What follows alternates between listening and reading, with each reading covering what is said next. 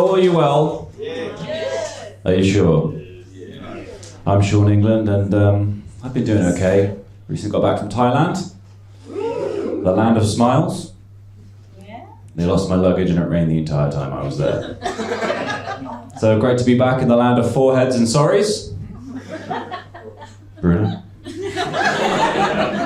I knew something was up with me though when I got to passport control and they asked me, UK? And I said no. Cried a little bit, you know.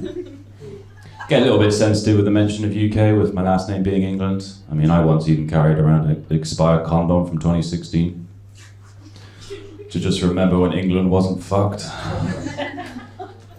Then I used it in Iceland. Forgot my bag for life. Or did I, you know? Depends who you ask. Just kidding, I don't use condoms. Last time I did, she laughed and called me Johnny English, so that was fun. Yeah. I mean, last names used to mean like your job, your profession, didn't they? But I've not really been sure how anyone could ever do England. You know? I'm sure you've all seen an episode of the news. All the protests and the marching. My dad started calling it the hiking channel. Granddad still calls it the boat racing. Yeah. I can't stand the news myself.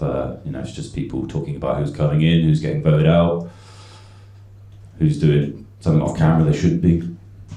I call it Channel Love Island. You know? Told Granddad that and he asked me when am I going back to London, so that was nice. And MC actually once thought I was going to come up here because of my last name and say something racist. So that was nice. Although, I do have some ties to the EDL. Yeah, not the one you're thinking of. Every Sunday my mum used to go to the English Dessert League. I mean, the Victoria sponges were amazing, but not everyone could have a slice, you know? Yeah. What's got me down recently though, before Thailand I was seeing someone. Thank you for your sympathy. She was my housemate. Yeah, never eat where you shit. I don't know. It's tricky. It was a open relationship. Yeah, just on her end. Yeah. I didn't mind though, because you know, she would go off and date other people and I'd stay at home and play with my PlayStation.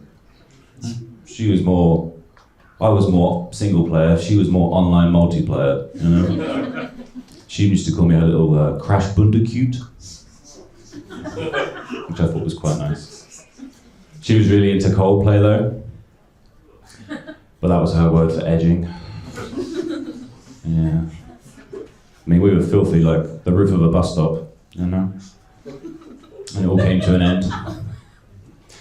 It all came to an end and then I got back from Thailand very jet lagged and I walked past a room and there was a guy in there.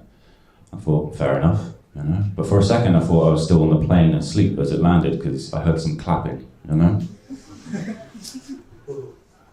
And I thought to myself, maybe it'd be quite funny if I shouted, UK? But I probably would have done the guy a favour, I think.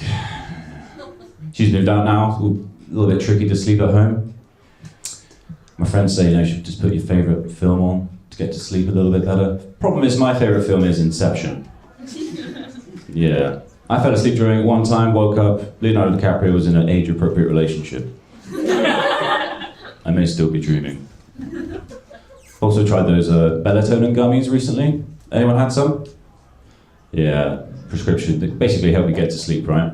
Problem is I have a bit of a sleep, you know, a bit of a sweet tooth. Call it a sleep tooth then. Always had a bit of a sweet tooth. So I ate like 7. Yeah, woke up the next day, Saturday morning, very groggy, slurring my words like watching Netflix on 0.5 speed. Sometimes I do that just to keep up with the subtitles, you know. Then I went to meet my sister, couldn't really speak very properly, and she's always known I've had a sweet tooth, used to inhale Haribo.